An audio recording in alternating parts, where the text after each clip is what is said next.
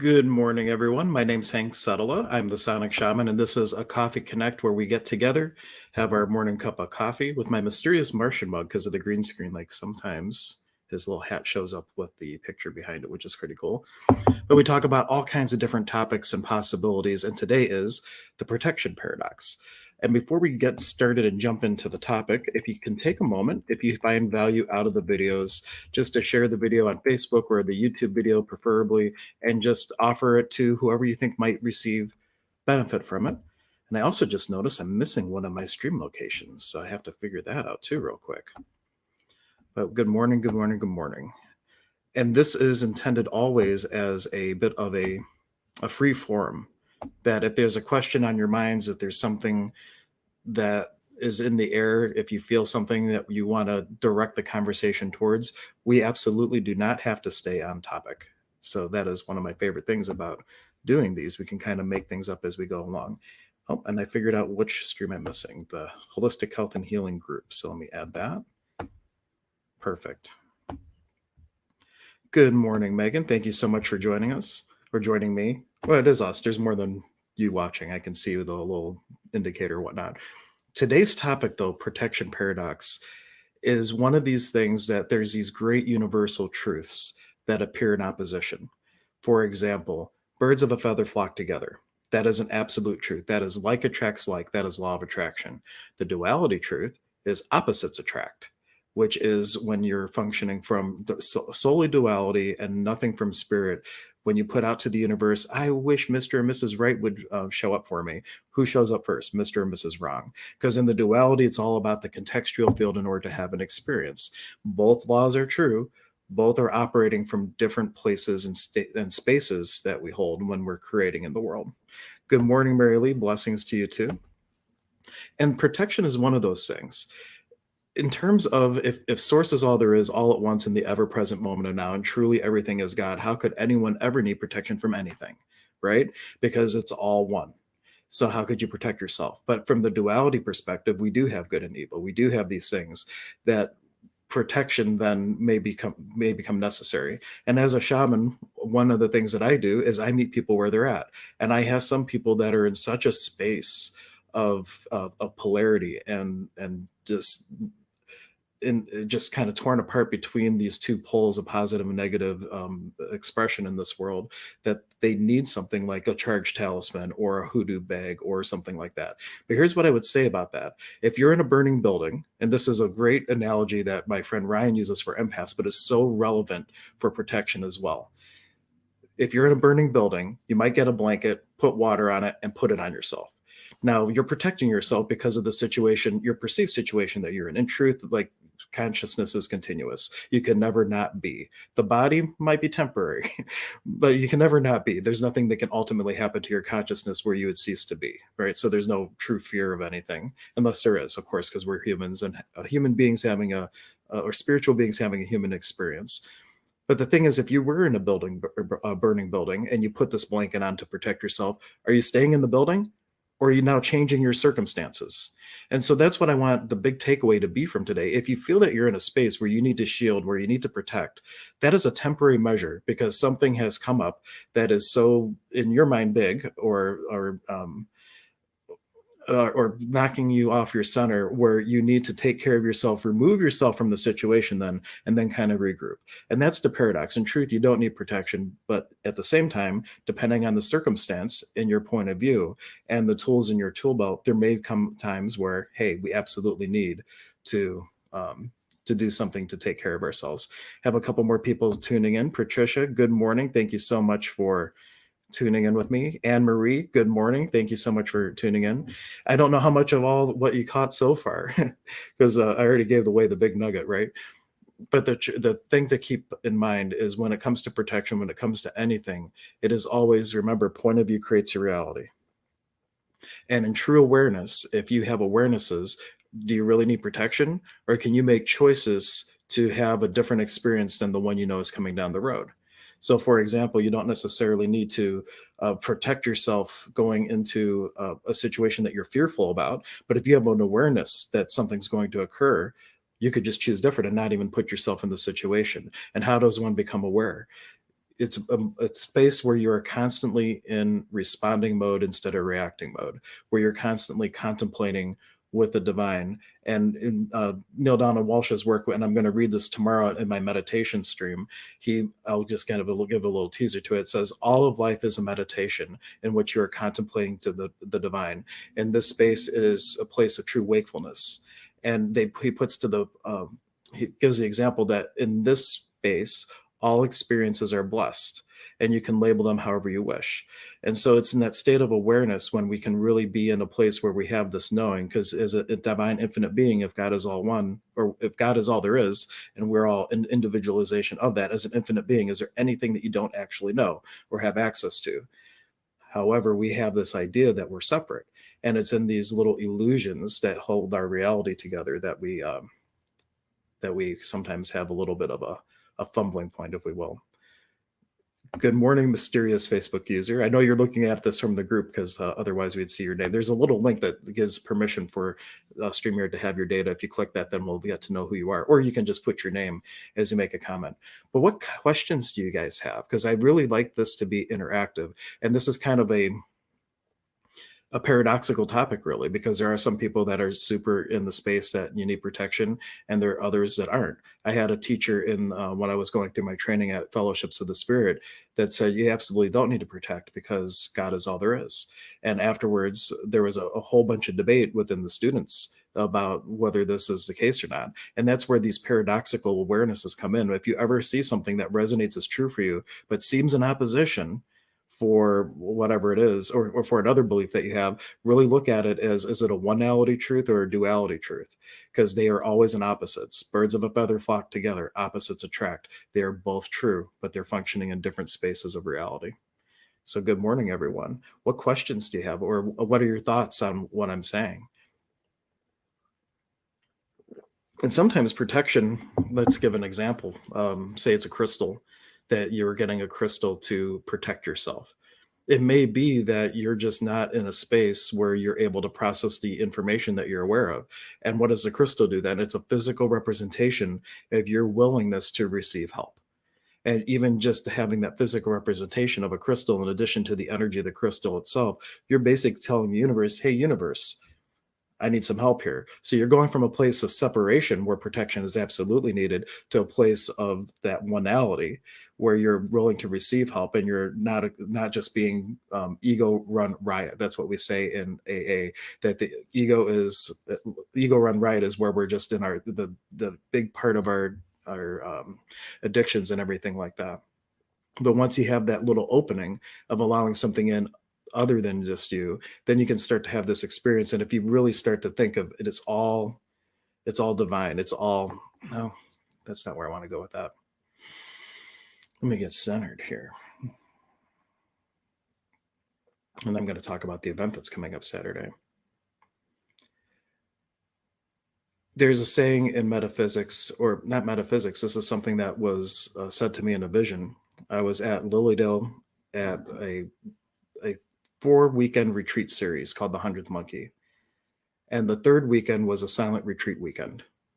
And up until that point, I had had a lot of interaction with guides and teachers and spirit. And the last day of the silent retreat meditation, I saw all my guides in front of me, and they all merged into an orb of light, and I saw from me projecting to that orb like a beam. And like if you were to ever look at or watch a movie with kind of a smoky room or whatnot, how you can see the beam going through the smoke, or when you're camping, putting a flashlight through the campfire or whatnot, you can see that beam. So that's how it looked. And then I heard a voice in my head saying, you're the only one in the room, and recognizing that everything was a reflection or everything was a projection, depending how you want to look at it. And it's this awareness that when you're looking for protection and when you're looking for or allowing things into your life, if you're doing so from the space where you're recognizing, like the concept of namaste, may the God in me greet the God in thee for the highest good. In every situation that you're putting yourself in, you're always looking for the highest and best. You're always looking for the divine. And that kind of resonates with that work from Neil Donald Walsh that I started to quote, that I'm going to be reading the whole thing for tomorrow. Everything is divine. Everything is a contemplation of divinity. And in that space, really a lot of amazing things can happen. So questions, or comments. Any comments or anything that you'd like to shift the gears on. But that's really the crux of what I was choosing to get across with the protection paradox. And I wanted to bring this up for you now. Boom, here we go. So on Saturday, I was motivated to put this together. And I know I mentioned this on the stream yesterday. I'm going to be doing an 8 hour, possibly 11 or 8 hour. You would think that I had some sort of crazy plant medicine experience or something. I can't talk with my words today. I think it's just because I waited till actually starting the stream to start drinking with my coffee. Um, I just can't talk today. It's funny. Oh my goodness. I hope that doesn't happen Saturday. But what you resist persists. So if that does happen, I'm not going to judge myself for it. But anyway, yesterday, 2 days ago, I had this inspiration on Saturday because of all the buzz about what might be going on in the world. I really would like to give people something positive to focus on, something about peace and possibility. And what I chose to create, and it came together very quickly. I only have like 3 spots left for speakers at this point, is to put together this 11 or 12-hour live stream, depending if I get people for the morning hours, where all these people are going to be coming on, offering experiences, meditations, techniques, stories, um, everything to focus on creating peace and possibility in the world instead of focusing on the things in the world that we don't want. Because again, energy flows where your attention goes. We are creating a space where we can focus the energy on the things that we would like to create in our lives and in the world. And this includes some of my teachers, like Elaine Thomas in the upper left. She's the foundational pastor at Fellowships of the Spirit, my main mediumship teacher. That story with the Silent Retreat Weekend, Mark Thomas, that's a person right next to her. These are all some of my mentors, and then people that I've had the honor of connecting with through the expo that I put on or through an amazing little um, I did this like little boot camp class to learn how to do live streaming and media and get on news and things like that. And that was a great fun. And I started to connect with people from all over the world. So my one friend Joy, who is, you can let me put the picture back up so you can get a visual on her. She is the one that is in the bottom row, third one over, with the kind of like the little red hood.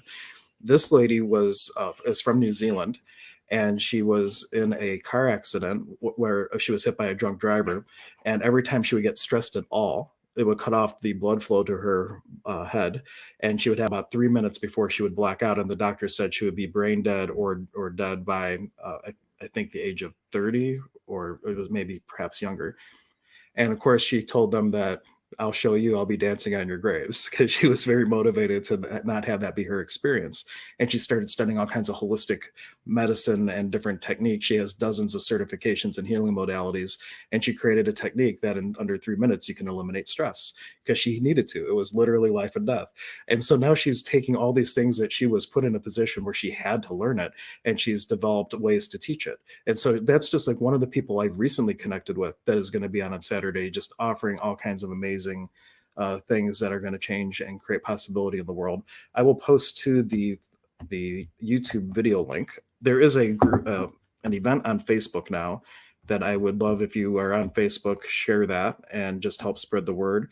And I will give you the YouTube link as well. This is the best place to watch it. And my target is to still do audience interaction throughout the day, though, depending on the presenter. Some of them are just coming on and they're going to talk. Like my friend Pram, he's been on TED Talks, and he is a professor at Baldwin Wallace, and we'll probably have a question or two at the beginning, but he'll just go, and he has this amazing message through the works of Osho. And he's been traveling the country. Corporations asked him, at least pre-COVID, to travel to their places to give like little motivational talks to help people start to reframe. And his original title for his workshop is Why Life Sucks: The Global Voyage to Overcome the Misery of Everyday Living. And the title might seem a little off-putting to some, but it really was a call to the people that are really in the space of why life sucks. Those people flocked to this workshop. Thousands and thousands have gone through it, and you don't even realize it, but it's metaphysics, and he delivers it in a fun way. It's just really amazing. Mary Lee offers protection against loss of electrical power. Get prepared for provisions like batteries, foods, etc., instead of fear. Absolutely. And fear is an acronym. There's 3 acronyms I love for fear. One is forgetting every available resource. Sometimes we're afraid because we just forgot something that we have that could change the situation. Then there's also false evidence appearing real. And I've done a talk on that before where we think we see something, but really it's not what we think it is. And we're afraid over, really nothing. And then my favorite one is feeling excited and ready. And this is really significant because as children, especially if you're the firstborn, parents are so um, concerned over their children's well-being that every time their child is excited exploring the world looking to do something new or whatnot, the parents are like and they have this like element of fear that, oh my gosh, I don't want my baby to get hurt, right? So what does the child pick up, especially if they're an empath, right? They start to associate their feeling of excitement with the element of fear. And that's why, feeling excited and ready is such a great acronym to start to shift that point of view and perception. And I've given this example on air before, but it is so great. My personal experience with that. My oldest son, Max, who would not go on a roller coaster ever, right? Maybe like the Junior Gemini at Cedar Point, if you're familiar with that one, where it's like one little hill and done. Maybe that was the extent. He wouldn't go on anything else. And we're at Disney, and he already wouldn't go on like maybe 5 different rides. And we're in the line for Slinky Dog. And up until this point, my wife and I would always have to go one at a time on the rides, and the other one would stay with Max. And then we would have to go, one of us would go by ourselves afterwards. And I asked him, Max, are you afraid? Or are you excited? And it really took him out for a second. And he thought about it. He's like, I'm excited, Daddy. And he went on the ride, loved it. And then we went on like 3 more times. So that is just kind of the energy. If you really think about, am I afraid? Or am I really excited for something? Because the ego only operates off of past data, and the being in the part of possibility that operates in chaos. And the ego freaks out because it does not know what the result will be if you start choosing new possibilities. Its job is to keep you safe, and it will let you choose from the same choices that appear different over and over again because it would love for you to stay safe, and it doesn't want you to choose a different possibility. So thank you, Murray. That took us down a nice little tangent. I love the little things with fear. Any other questions? Because I have to do a little bit more organizing today for the event. So I will cut it a little short. I have to get everybody their logins and do testing to make sure everybody's audio works and all that jazz. But for the most part, the scheduling is done, which is really good. And I will be posting a schedule for it. Um, I want to make sure that I have all the slots filled before I do that, because there's always a chance up until that point that you got to switch someone or move things around. I know for the expo, it looks like it all goes together so smoothly. The week leading up to the expo, there is a whirlwind of chaos. People's booths are moving and all these crazy things. People always want their booth before, well, in advance. And it's like, well, I know that that's not going to happen because at the last second, I'm going to have to change like 5 booths around. So I really try not to do that. So. But any questions, comments, considerations, contributions? Like Mary had a wonderful contribution. No, it's all quiet. Of course, people might be typing. But if you make a comment even after the broadcast, I can circle back and we can answer those on a future one. Tomorrow is going to be meditation. It's not what you think. And it's going to basically be me reading one of my favorite quotes from Neil Donald Walsh and kind of expanding on this idea of meditation. It might even be how I open up the Saturday thing too, possibly. We shall see. But until then, I want to thank everybody for tuning in. If you want to connect with me, it's my name, hanksetala.com. I'm revamping the website, but it has all the pertinent links to connect with me on social media, schedule appointments, or to, I forget what else. Oh, the web store if you're looking to get tuning forks or whatnot. And I guess that is it. Thank you so much for tuning in. Please share the video, especially from the YouTube side, because it definitely helps out with YouTube serving something more organically to people. And we will catch you next time.